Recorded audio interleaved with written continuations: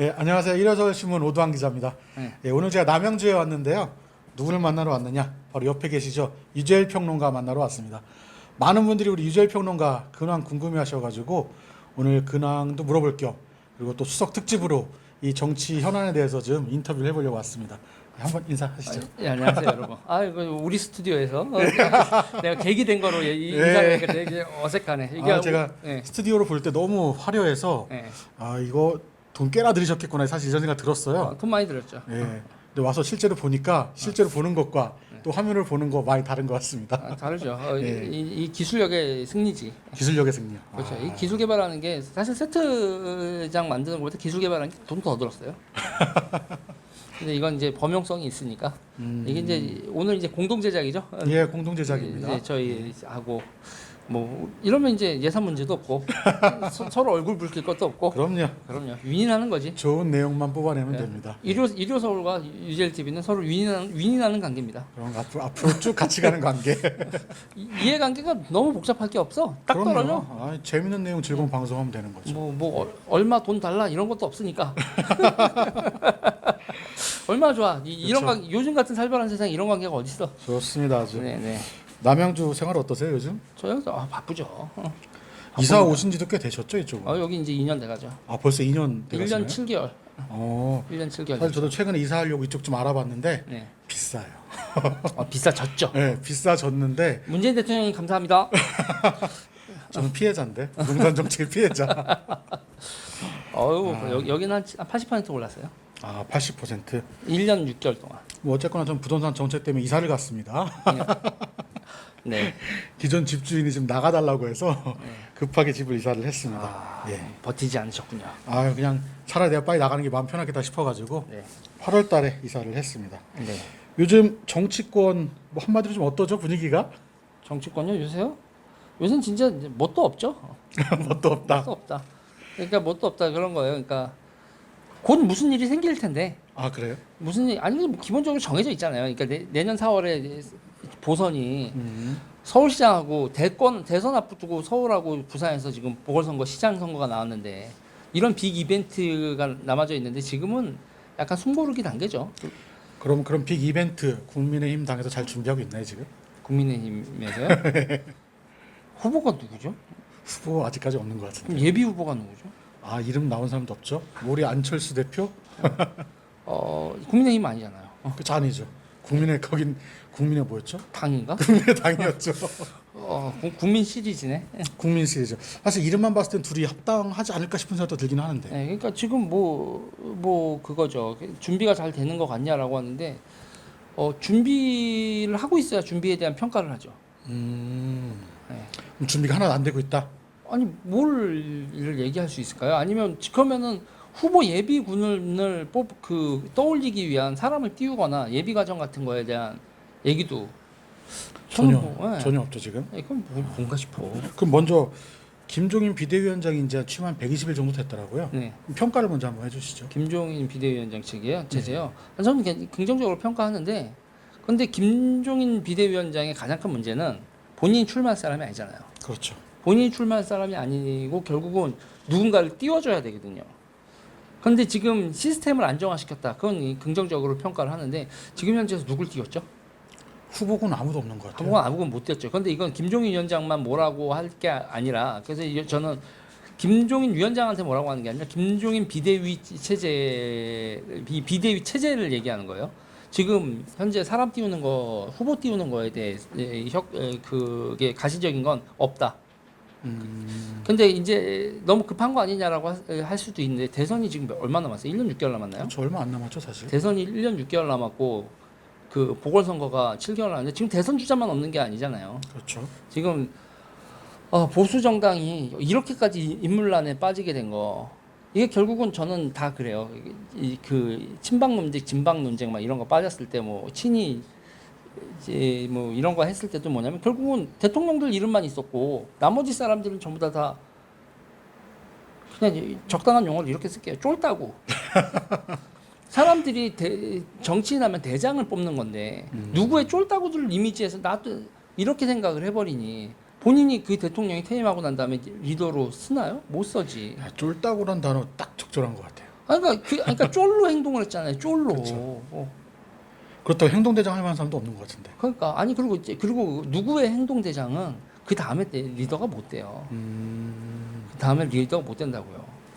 아니 이거 아주 적나라하게 얘기해서 박근혜 대통령 때 가장 강력한 그 당대표 이정현 예. 당대표 힘 자체가 박근혜 대통령으로부터 나왔었잖아요. 그렇죠.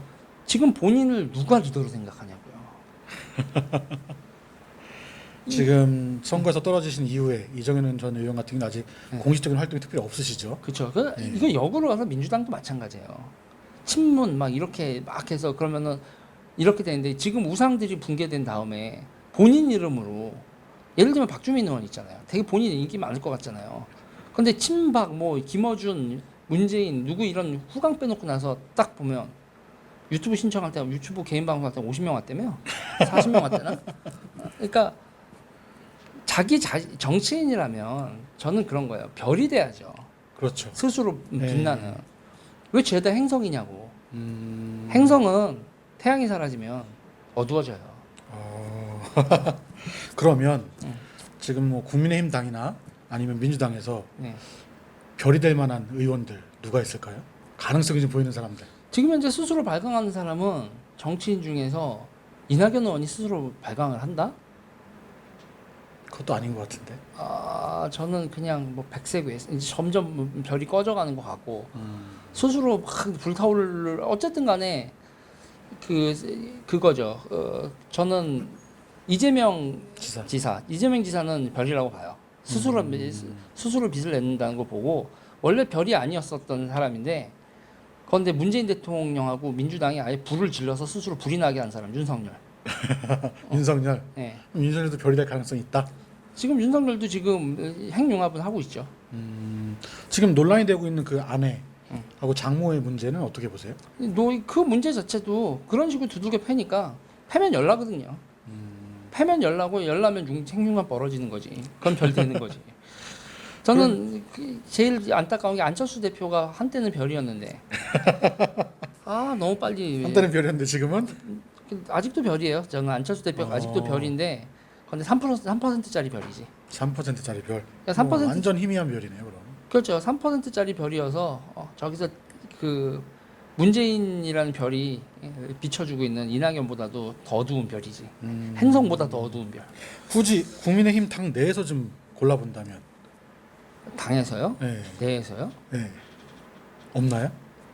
아니 그것도 아주 제가 대놓고 얘기를 하면 유승민 의원의 잠수 타요? 그러게 뭐 하는지 모르겠어요. 지금. 아니 본인이 대선 후보고 국민의당 소속 아니에요? 그렇죠. 그럼 행보를 해야지 왜 잠수를 타? 뭐 하시죠? 모르지 뭐. 그분 정무 감각에 저는 유승민 의원에 대해서 기본적으로 긍정적으로 생각을 해요. 정무 감각이요? 사실 유승민 의원 같은 경우에는 이준석 전 최고위원이 네. 이제 선거 끝나고 나서 아마 대선 행보를 준비하는 이런 걸 좀 하고 있다 이제 이런 뉘앙스가 좀 있었거든요. 뭐 이제 자기들끼리 하고 있나 보긴 한데 이건 제가 봤을 땐 잠수예요. 근데 생각해보니까 진짜 유승민 의원 같은 경우가 총선 끝난 이후에 거의 공식적인 행보가 없었네요 보니까. 지금 현재로서는 미약하지만 국민의당이나 보수 쪽에 별은 유승민하고 홍준표라고요. 근데 홍준표 의원 같은 경우도 지금 복당이 안 됐잖아요. 그렇죠. 어떻게 보세요? 복당 할 거라고 보세요? 아니면 끝까지 저렇게 둘까요? 아니 이게 뭐냐면 그 홍준표 의원은 별이긴 한데 아주 밝게 빛날 별이 아니거든. 별로 따지면 정점을 찍었다고 보시나요? 네, 그러니까는 지금 여기서는 지금 이게 문제는 그 별 컨테스트에서 50%가 이상 넘어야 되잖아요. 네. 그러니까 김종인 비대위원장은 골치 아픈 게 뭐냐면 50% 이상의 별을 만들어야 되는데 스스로 빛날 별이 보이지 않는데 여기서 꺼져가는 별이지만 그래도 별인 유승민과 홍준표가 나대면 속된 말로 그러면 나머지 그 별들은 크기 전에 보이지도 않고 사라지지. 그러니까 지금 상태에서 저는 아주 냉정하게 얘기를 해요. 김종인 비대위원장 체계에서도 그런 게 틀렸어요. 틀렸다. 그러니까 지금 현재로서 누가 별이 떠오르는 건 틀렸고 홍준표, 유승민 그리고 안철수, 윤석열 이 넷이 별이에요. 그냥 있는 사람 데리고. 있는 사람들 데리고 어떻게 해서 흡수가 되든 뭐를 하든 50%가 넘을 수 있는 별로 만들어야지 새로운 누군가가 떠오른다. 저는 그래서 이제 그때도 이제 백종원 같은 사람 이런 사람들이 얘기 나오는 게 혹시나 하는 가능성이 있는.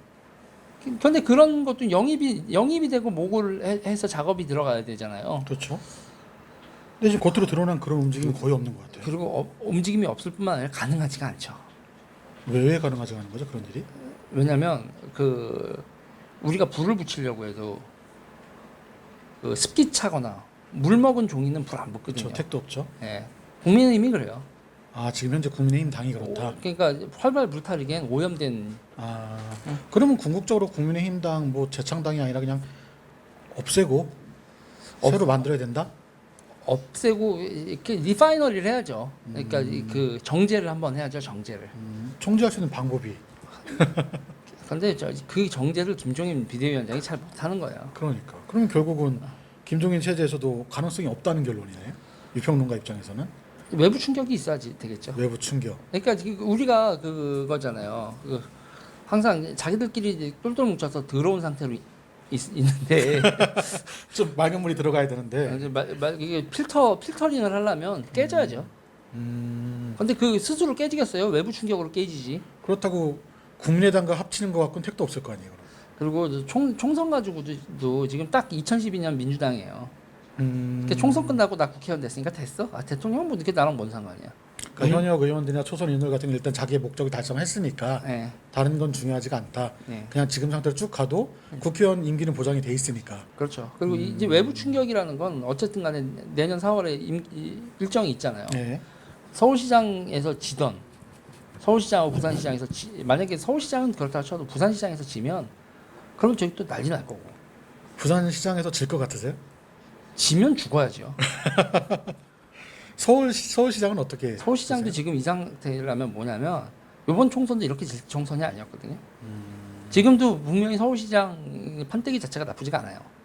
현재도 현재 지금 이거 절대 나쁘지 분위기는 나쁘지 않은 게 맞죠. 판때기가 나쁘지 않은데 저번 같이 하면 또 말아먹는 거지. 근데 처음에도 말씀드린 후보가 없잖아요. 근데 지금 현재까지. 그렇죠. 후보가 없죠. 유평론가가 보는 서울시장 후보.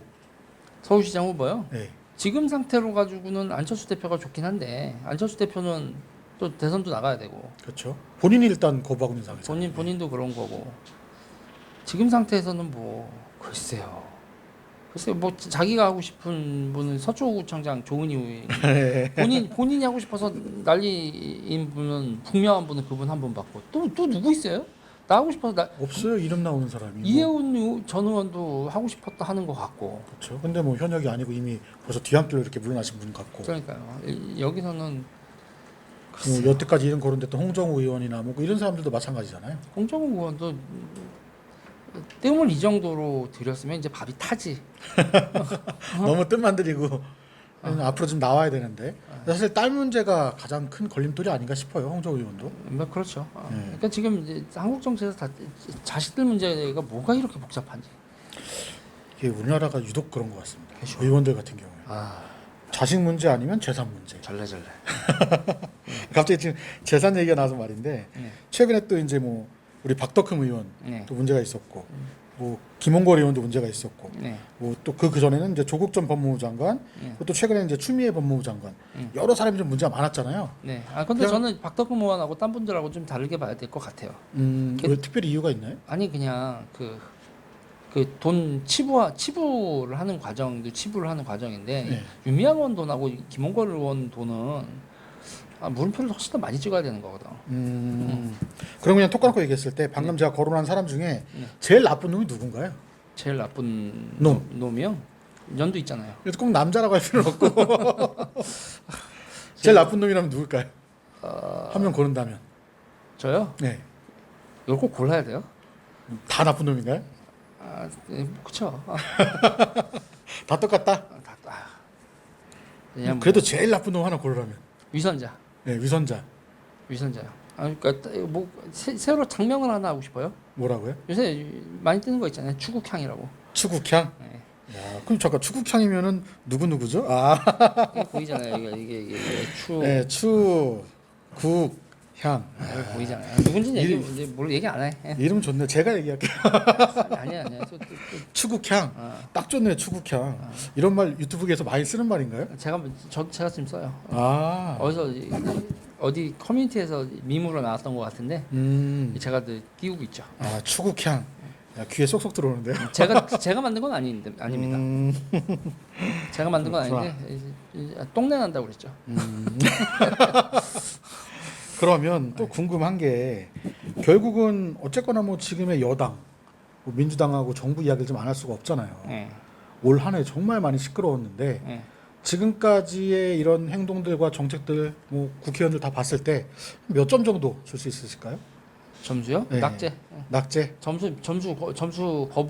점수 거부? 뭐 이딴 새끼들한테 점수를 왜 줘 내가? 아, 점수가 아깝다. 특별히 제일 잘못한 거. 그냥 뻔뻔한 거죠. 뻔뻔한 거고 대한민국 민주주의 자체를 붕괴시키고 있는 거예요. 이건. 아, 지금의 여당과 민주당이. 네. 아, 그냥 간단하면 민주주의를 빙자한 지금 세상을 계급화하고 있잖아요. 그러니까 민주 정치라는 건 기본적으로 계급 정치에 대한 거부인데 지금 다 계급화하고 있어요. 아, 반대로. 다 계급화하고 있죠. 아. 세상을. 그러니까 사실 그게 조국 전 법무부 장관 사태 터지면서 가장 많이 일었던 논란이었던 거죠. 공정성, 뭐 시비 이런 거 다. 저는 노동자도 계급화해 버렸고, 뭐 선생님들도 계급화하고 있고, 그리고 입시도 계급화해 버렸고. 그러니까 뭐 공정도 없고 평등도 없고 민주주의도 없어요. 이건 그 항상 사이비 종교나 뭐 이데올로기 앞세운 다음에 뭐 세상을 어쩌고저쩌고 한 다음에 하잖아요. 그리고 이거 지들이 중심이 된 계급 사회 이상은 아무것도 아니다. 계급 사회. 계급 사회가 민주주의의 적입니다. 다시 과거로 돌아간 거네요, 그러면? 근데 이거는 좌우 상관이 없는 건데 대한민국 자체가 대한민국 민주주의 위기예요. 근데 사실 이게 어떻게 보면 이게 여당만의 문제는 아닌 거죠. 우리 사회 전체적인 그렇죠. 문제인 건데 제가 여당을 얘기는 지네들은 안 그런다고. 안 들어간다고 했었던 거죠, 그렇죠? 이런 걸 안 하려고 했는데. 그러니까 지금 민주당은요. 그러니까 사람들이 민주의 반대는 여러분 그겁니다. 민주의 반대는 왕정, 계급, 그렇죠. 계급 사회. 계급 사회. 그러니까 민주 사회는 계급을 없앤 공식적인 계급을 없애고 그리고 그 어쩔 수 없이 빈부에 따른 사회적 실존하는 그 계급성을 완화하려고 하는 거잖아요. 그렇죠. 근데 얘들은 평등 어쩌고저쩌고 얘기를 해놓고서 지금 대한민국을 계급성을 강화시켰지 이 정부가 어딜 봐서 계급성을 완화시켰습니까? 가증스러운 인간들이죠. 그러니까 그냥 민주당이라고 하지 말고 계급당이라고 하면 돼요. 세습당, 세습당, 계급당, 내 자식당. 내 자식당. 오늘 용어 몇 가지 아주 많이 쏟아내십니다. 찰지죠? 아까 추국향, 내 자식당. 추국향은 오리지널은 저한테 그렇죠, 이건 없고 아니고. 예. 조금 전에 이런 건 제겠죠. 이건 방금 말한 건 다 오리지널. 지금 터 나온 건데 뭐 누군가가 했었던 말일 수도 있겠는데 근데 지금 튀어나온 문제는 거예요. 이런 상황이 좀 바뀌어야 되잖아요. 네.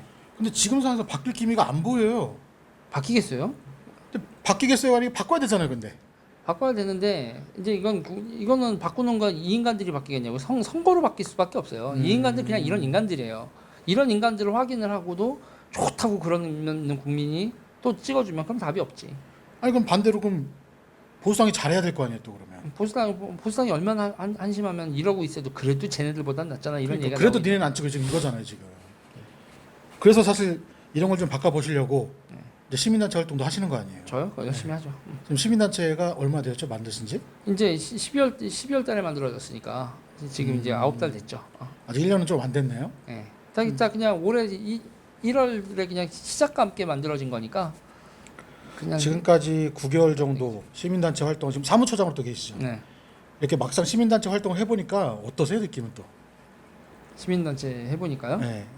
그러니까 기존에 유튜브로서 유튜브 활동하고 평론만 하시다가 뭐 일단 힘들죠.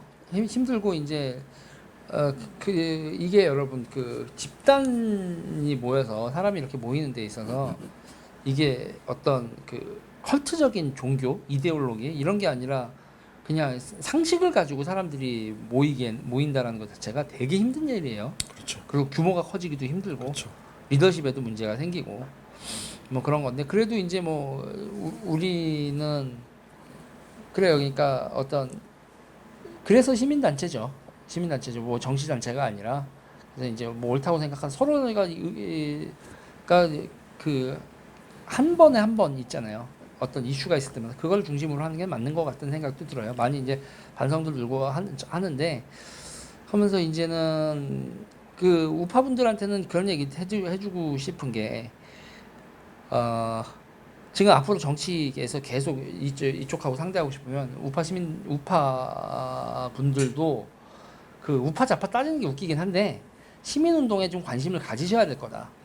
응. 그렇다고 우리 단체가 우파 시민단체라고 다 좌파예요. 지금 멤버들 난 좌파라고 생각하시는 분들이 압도적인 건데 지금 상태에서 그래도 우리가 지금 싸우잖아요. 그렇죠. 그러니까 우리가 우파여서 지금 민주당하고 싸우는 게 아니란 말이에요. 응? 근데 지금 이게 잘못됐다고 생각하기 때문에 싸우는 거지. 근데 이런 시민단체를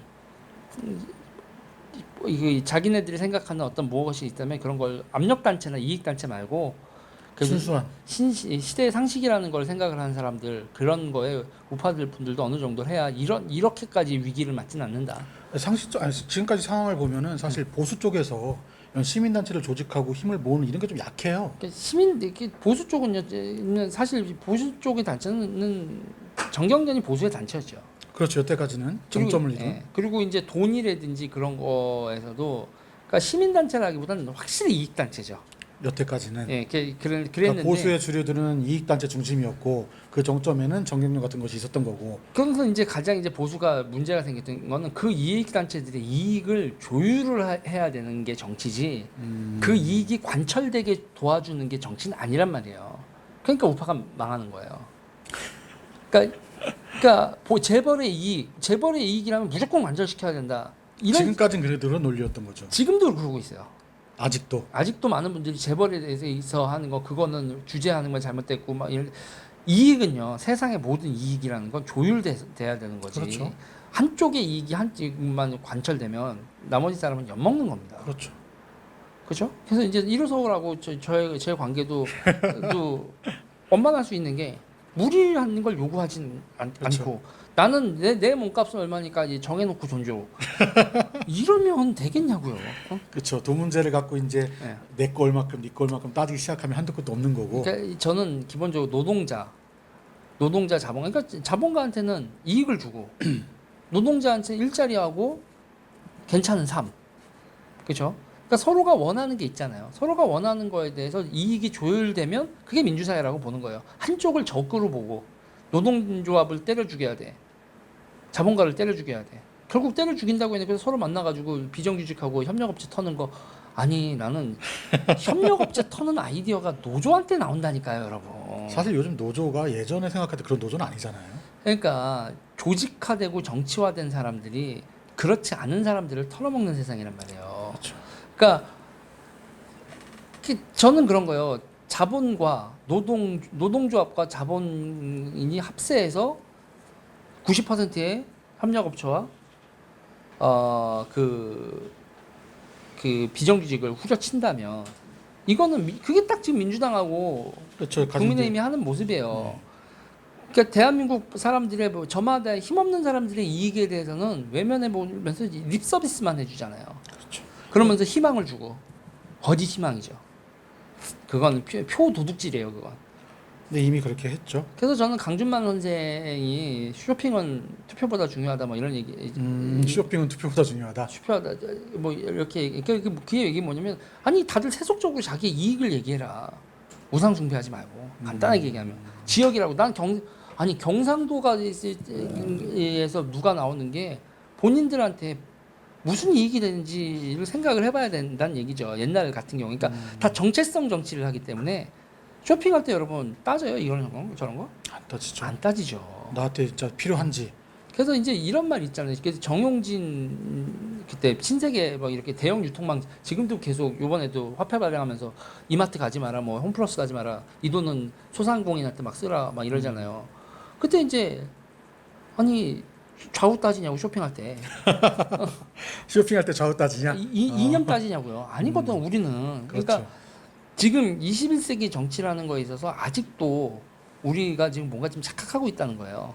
사람들이 그러니까 정치는 기본적으로 이해관계의 조율이어야지 악을 처단하는 게 정치가 아니거든요. 그렇죠. 근데 좀 전에 이제 노동자 얘기를 해서 말인데 요즘 정의당 어떡하죠 요즘 정의당? 정의당이요? 네. 정의당이요? 그냥 신경 끄면 돼요. 조금 있으면 없어져요. 아 신경 끄면 된다 없어진다? 조금 있으면 없어져요 저거. 아 없어질 것 같으세요 정의당? 아, 없어지지. 다들 나이 먹는데 젊은 애들 아니 젊은 지금 정의당의 젊은 친구들이 득표력 있는 사람이 어디 있어요? 그렇죠 뭐 유호정 의원. 뭐 심상정 보고 뽑아주는 거지. 그렇죠 여태까지는 그랬죠 사실. 뭐 유호정 뭐 다른 젊은 사람들 정혜영인가요? 네. 그런 사람들이 지금 어디 이렇게 그러고 보면 또 심상정 의원도 태양은 태양이네. 0.1% 태양이지만. 그러니까 스스로 발광하는 사람들이 이제 사라진단 말이에요. 이제 나이 먹고 이게 자연적인 나이를 먹고 이제 새로운 그 친구들이 득표를 한다. 결국 그 득표를 하기 위해서 더 페미나 그 극단적인 페미니즘이나 이런 거에 더 매달릴 겁니다. 그러니까 그것 때문에 지금 정의당이 완전 혼란 속에 빠진 것 같아요 오히려 더. 그러면서 이제 세대 교체 실패했고요. 세대 교체 실패 그냥 저는 정의당은 그냥 신경 껐어요. 왜냐면 한국 정치에서 지금 유의미한 집단이 아니에요. 그러니까 딱 두 개만이죠 좌우에서 하나씩만. 예, 그리고 이제 거기다가 이제 그거잖아요. 그것도 인천연합 뭐 이렇게 돼서 네. 이정미 대장 아니거든요. 인천연합 대장 따로 있다고 또 저런 식의 이제 정치를 하면서 시대에 절레절레 그냥 끝. 야 사라질 정당이다. 사라져야죠. 사라질 정당에도 사라져야 돼요. 사라져야 된다. 그러면 다시 이쪽 얘기로 넘어와서 이제 국민의힘 네. 여기가 뭐 어떻게든 뭐 망가진 어떻게든 간에 다시 부활을 해야 될 거 아니에요 지금. 뭐 그건 이제 많은 분들이 원하는 거죠. 원하겠죠. 그러니까 부활을 하든 아예 소멸되고 다른 당이 생기든 네. 진짜 쓸만한 사람이 누가 있나요 지금? 사람 이제 없어요. 그러니까 이게 오랫동안 있잖아요. 사람을 키우지 않은 혹독한 대가를 치르고 있는 거예요. 이건 저는 그래서 이 현상이 있잖아요. 가장 나이 먹었던 집단이었던 보수당에서 나오는 거예요. 가장 올드한 이 충격이. 저는 이거 충격이 이제 우리 사회 이제 국민의힘에서 벌어지고 있는 충격은 사회 곳곳에서 발생할 거라는 거예요. 현대자동차 지금 49살이죠. 평균 연령이. 현대자동차 조금 있잖아요. 후배들을 키우지 않은 거에 대해 않으니까 이 공장이 유지되지 않겠구나. 의사 집단은 안 그럴 것 같아요. 후배들을 제대로 키우지 않았더니 병원을 돌릴 수가 없구나. 공장, 그러니까 우리 사회의 주요한 거점들 있잖아요. 기능마비가 올 거예요. 어디처럼? 국민의힘처럼. 왜? 앞에 있었던 후광들, 산업화 시대의 리더십 승계가 돼 있지 않고 노하우가 전개가 안 돼 있는 상태에서 세상은 발전되고 더 많이 공부했다고 하지만 이거를 어떻게 움직이는지에 대한 그거는 아무도 모른 채 그럼 어떻게 해요? 망하는 거지. 우리나라가 망한다고요? 우리나라 30년 만에 우리가 일본 따라잡았죠. 네. 일본이 우리가 따라잡은 거 우리가 발전하면서 일본이 멈춰 있었죠. 그렇죠. 우리 멈춰 있을 겁니다. 30년 된 베트남이 우리 잡을 거예요. 30년 후에 30년 후면 나이가 어떻게 되시죠? 죽어야죠. 아니 대안이 있어야 될 거 아니에요 그러면. 대안은요 산업을 만들고 일자리를 만들고 지금부터라도. 아니면 지금 인구수를 갑자기 늘릴 수 없으니까 상당히 개방적으로 되면서 그러니까 정체성을 유지하면서 사람들을 미국처럼 뭐 제국이 되면서 다양한 사람들의 돈과 그러니까 지금은 그러니까 그러면서 지금은 이제 문제는 우리나라는 그렇게도 못하는 게 그러니까 유럽에서 발생하지 않았던 문제가 우리에서 발생한다고요. 예를 들면 어떤 게 있죠? 유럽은 이민자가 오죠. 그렇죠. 그 이민자의 나라가 이민 오는 사람들이 프랑스 예를 들면 알제리에서 이민 왔어요. 알제리가 프랑스보다 강한 나라인가요? 아니죠. 가난하고 약한 나라잖아요. 그렇죠. 근데 문제는 우리는 중국은 가난하고 힘센 나라예요. 그러니까 유럽이 이민하고 우리랑 똑같이 보면 안 되는 게 그래서 저는 그래요. 이민자들 우리 어쩔 수 없어요. 지금 노동이 부족을 하고 뭐를 해서 대량의 이민자가 들어오는 상황인데 이거 그 이민 온 사람들이 정체성이 우리나라 대한민국 정체성이죠. 그래야 되는데. 그렇죠. 우리나라 사람들 미국 간 사람들 정체성 미국인이에요. 그렇죠. 한국계 미국 한국을 사랑하지만 나는 국가 미국 철저한 미국은 아메리칸이죠. 아메리칸이죠. 미국 그리고 미국은 그렇기 때문에 그 다양한 중국 이민자들 미국 가면 미국 정체성 생겨요. 자랑스럽고 뿌듯한 나라라고요. 근데 우리나라는 그게 쉽지가 않은 거 아니에요. 지금. 그런데 우리나라는 와가지고 사람들이 우리나라 정체성이 아니라 계속 자기 나라 그 정체성을 유지하는 상태니까 이것도 이제 정책적으로 해야죠. 그래서 문화적인 역량이나 그러면서 나 한국 사람이 너무 자랑스러워. 이런 식의 것들 미국 그게 있잖아요. 그렇죠. 그게 제국 정체성인데. 근데 우린 지금 헬조선 이러고 있는데.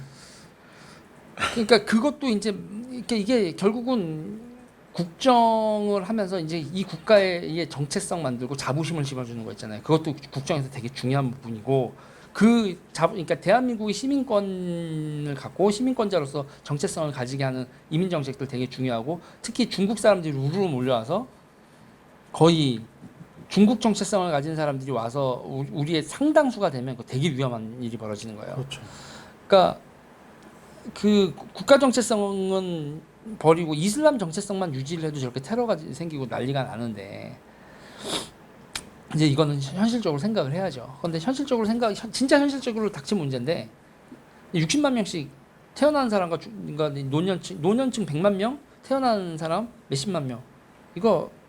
이 격차가 이렇게 벌어지는 거예요. 이제 노동 인구가 이탈을 하기 시작을 하는데 이제 이거에 대한 대책을 세워야죠. 그런데 이거 대책 안 그럼 다 국민의 힘꼴 나는 거예요. 근데 이민자의 중요성이 그렇게 큰데 솔직히 말하면 우리나라 국민들 이민자에 대한 생각 좋지 않잖아요. 거부만 하죠. 그러니까 거부만 하고 대책은 없죠. 과연 그 생각들을 바꾸는 게 그렇게 쉬운 일일까요? 그게 쉽지 않으니까 정당들이 다 외면하고 있죠. 그러니까 문제를 외면하고 자기네들 득표 활동에 도움이 이게 책임감이 없는 거예요. 해야 될 일을 하지 않고 정치 투쟁에서 유리한 얘기만 하죠. 그러니까 당장 몇 년 전에 있었던 제주도 예멘 난민 문제만 봐도 그렇죠. 반감이 저희 되게 큰데. 그거는 이제 난민 문제니까 이민과 또 난민은 약간 또 다른 문제고 그리고 우리가 그걸 뚫어졌을 때 이제 우리가 막 쏟아져 들어오는 게 있으니까 그러니까 그럴 때 우리가 이제 국제사회 일원으로서 UNHCR인가요? 이게 휴먼 인권 난민 거기 가입하고 있는 나라로서의 책임 있는 행동만 하면 하긴 거기 가입해서 그 고등판무관 한 명 보낸 사람이 강금실이란다. 강경화 아니에요. 네, 그렇죠. 강경화 장관이죠. 네. 근데 강경화 장관이 장관된 이후에 이번에 뉴질랜드 성추문 사건 나고 나서 보인 모습들 보면 실망한 분들 많았던 것 같아요. 어떤 분이 그러더라고요. 역관이 외교관 하고 있다고. 아, 역관이 외교관 하고 있다. 외교관인 척하고 있다고. 아, 원래 강경화 장관이 외교관은 아니었잖아요, 그렇죠? 그렇죠. 원래는 또 언론인이었잖아요. PD 출신으로 알고 있는데. 더 할 말 있으신 것 같은데. 그냥 간단하게 얘기하면 외교부 장관이 저래도 되는 자리구나 싶어요. 저는 저런 사람이 할 수 있는 자리구나. 아, 어떻게 보면 강경화 장관도 외무부 장관으로서 좀 나름 선방하고 있다 이런 평가도 있는데 그렇게 안 보시나 봐요? 대한민국 외교가 어디 있어 지금? 몇 점? 강경화 장관 몇 점? 시험을 안 봤는데 점수를 어떻게 먹여요? 아까부터 계속 점수는 안 주시네요. 아니 그게 기본적으로 시험장에 들어가질 않은 학생이에요. 그러니까 외교부 장관이 외교 무대에 서지 않은 장관이에요. 제가 제 입장에서는. 사실 그냥 쉽게 얘기하면 외교부 장관으로서 인정을 하지 못하시는 거네요, 그러면. 네. 그런 사람 많아요. 김현미 국토부 장관은 어떤가요? 김현무 국토부 장관이요? 네. 장관은 장관이잖아요. 최장수잖아요, 지금. 최장수죠. 네. 장관이죠. 평가요? 몇 점? 그러니까 그거 있잖아요. 수영장에 가서 네. 수영장에서 똥 싸면 어떻게 돼요? 안 되는 거죠. 그러면 그 수영장이 아니가 그냥 변기가 되는 거죠. 그렇죠. 그렇죠. 그러면 마찬가지로 뭐 장관이 돼서는 안 됐었다.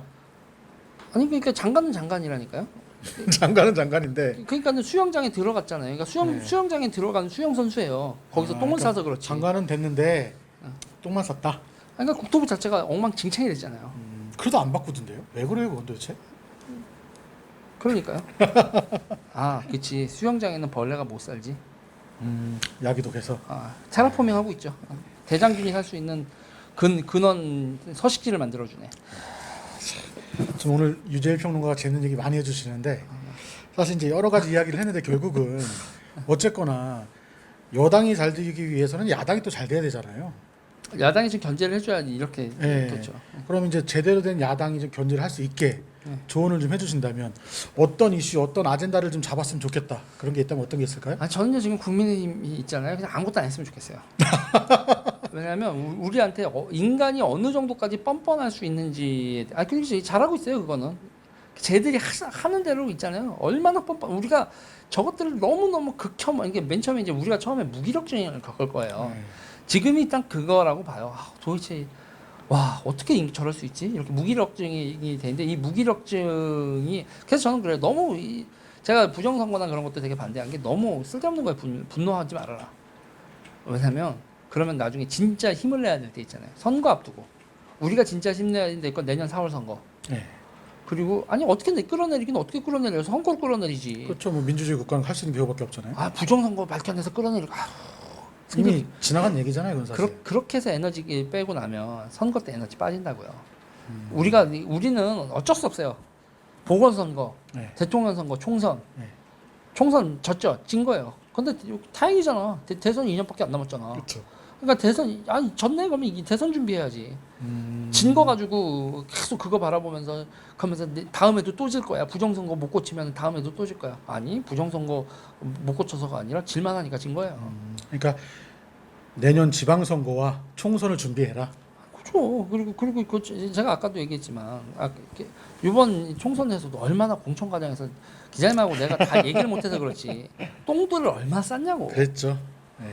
미통당이라는 그 당 안에서 처먹고 똥 싼 새끼들이 한둘이냐고. 이거 실명을 얘기 안 할 거기 때문에 총선을 제대로 말아주셨죠. 그랬죠. 이 국힘당 관계자들이 이 평론가 말 주의 깊게 듣고서 좀 준비를 제대로 했으면 좋겠네요. 네.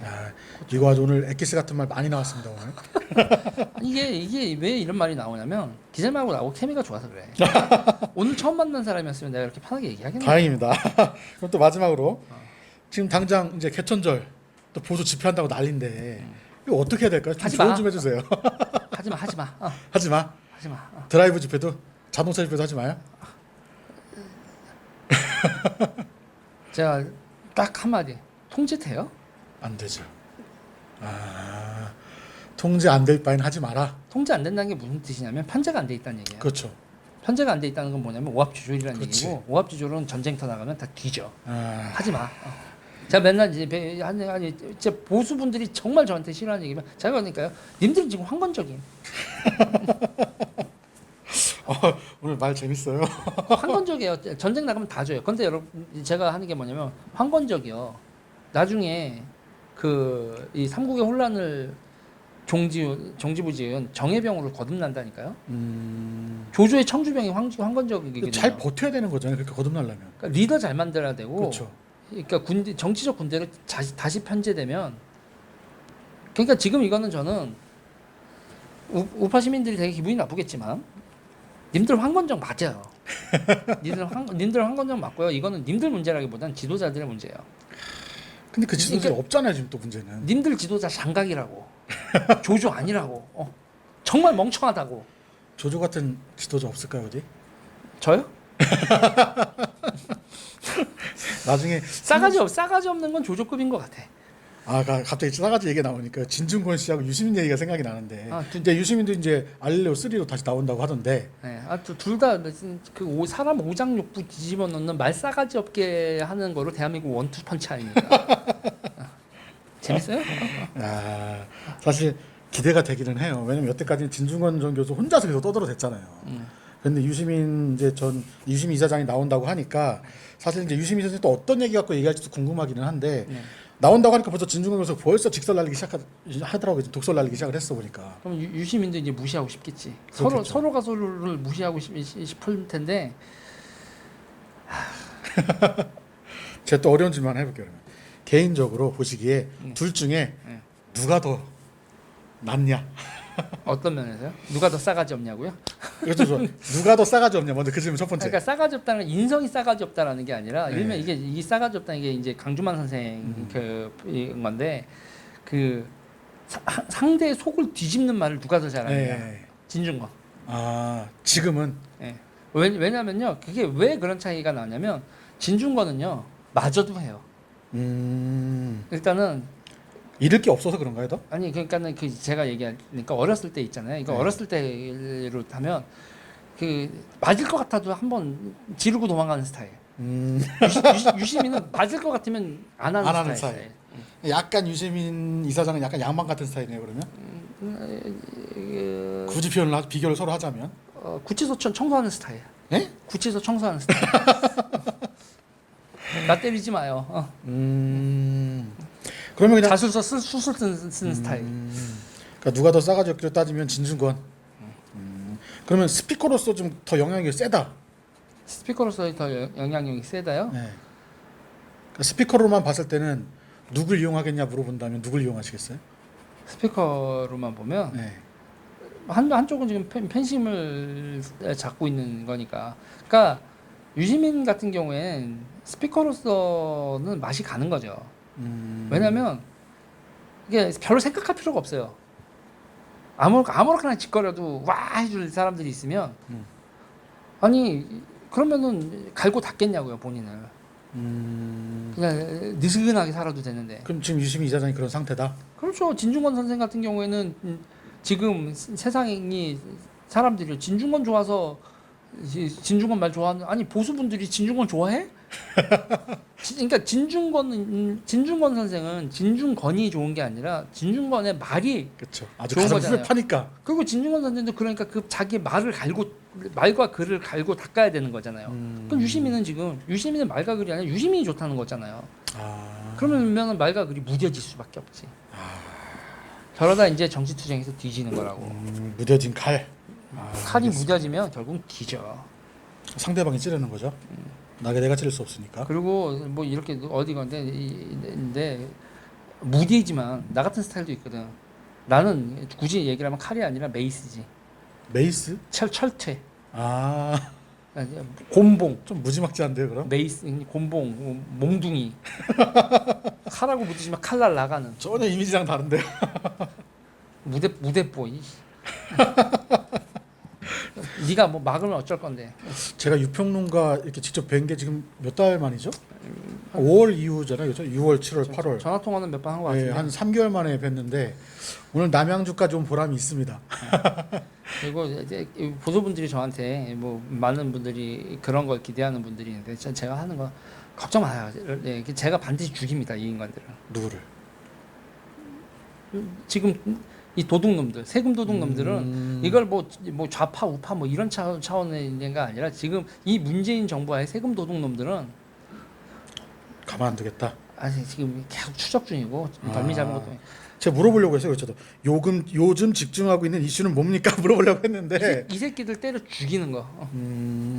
사실 유평론가가 저희 방송 이제 주간 박종 나와서도 뭐 라임 사태나 뭐 청소년들 도박 문제나 사실 일찌감치 이슈들을 얘기 많이 했었어요 사실. 근데 그게 결국 다 터졌어요 지금. 다 터졌지. 근데 생각보다 국민의힘당에서 좀 세게 못 받아치는 것 같더라고 그거를. 지들도 캥기는 게 있으니까. 원래 좀 조력 좀 하셨잖아요 원래. 근데 사실 보면 라임 사태 같은 경우도 이렇게 뭐 이렇게 단체 이렇게 만들어 놓고 열심히 조직이 만들어 놓고 하는데 그 이후에 특별 뭐 이슈가 없는 것 같아요 보면. 그러니까 요번에 제가 얘기하는 게 있어요. 뉴딜 있죠. 네. 뭐 한대요? 없어요. 돈만 먼저 모으죠. 그렇죠. 돈 모은 다음에 그 다음에 저거 면허증 필요해요. 그 투자 받으려면 그 면허증을 뭐라고 부르는 줄 알아요? 뭐라고 하는? NL이라고 불러요. 그러니까 지금 이 정부에서 사업권, 그러니까 이 사람들이 정치 성향 뭐 빨기 주사권 이런 얘기를 하는 게 해야 될 게 여러분 그 족보를 들고 있으면요.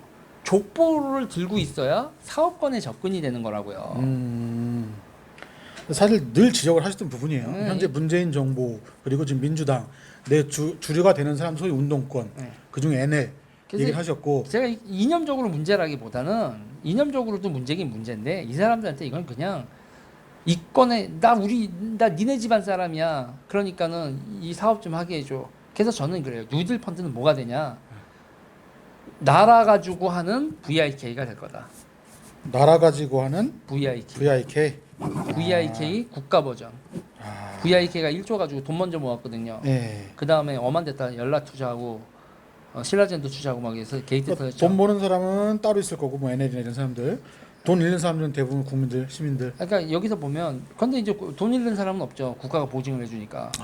그러니까는 그러면 국가가 난리 나는 거지. 그러면- 국가 채무 비중이 막 올라가는. 나라만 안 좋아지는 거네요. 결국에 국민들이랑 힘든 거 아니에요, 또. 그러니까 이거요. 그러니까 무슨 돈 먼저 모으고 그 다음에 그 돈에 접근하는 면허는 NL이라는 면허증이고. 야, NL 면허증. 그래서 결국은 세금 도둑 집단이에요. 세금 도둑 집단. NL은 세금 도둑 집단. 그렇게 그러니까 뭐 통일 그러지만 그러면서 자기네들의 정치 그러니까 이 사람들이 입으로 대한민국에서 지금 그 일명 우리가 뭘 대관 업무를 하시는 분들이죠. 네.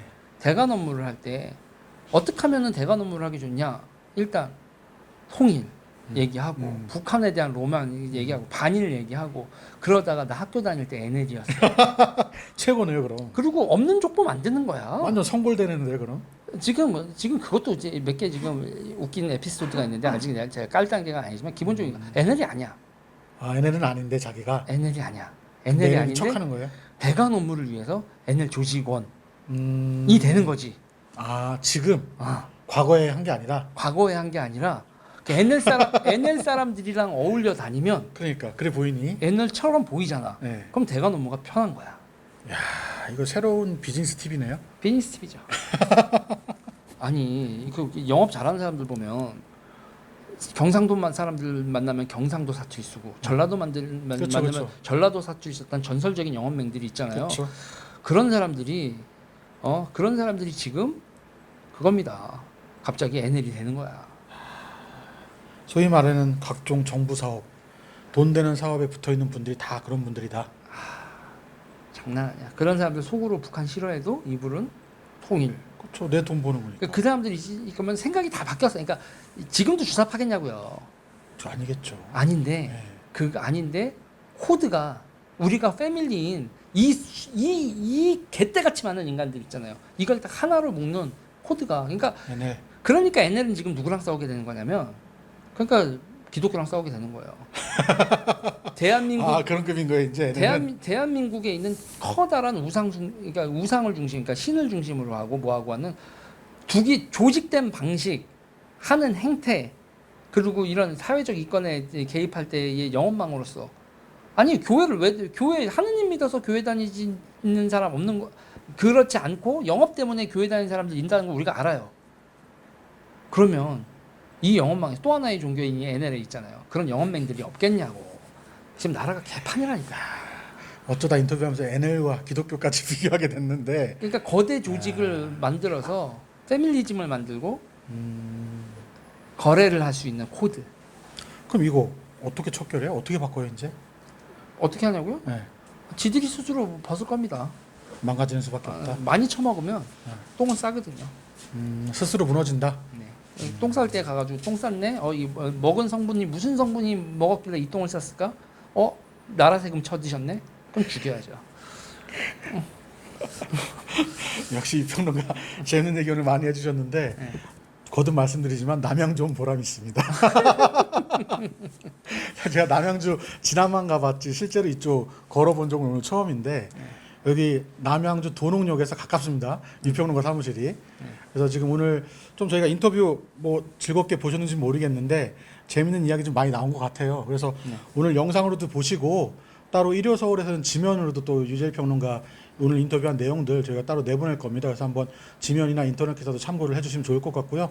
오늘 인터뷰는 좀 여기서 마무리하는 걸로 이렇게 하겠습니다. 그리고 만약에 기회가 되면 다음에 또 저희 일요서울 TV에서 유재일 평론가와 함께 또 재밌는 이야기 해보도록 하겠습니다. 이건 공동 제작이라서 1호 서울하고 유재일 TV에서 유재일 TV도 안 붙이진 않아요.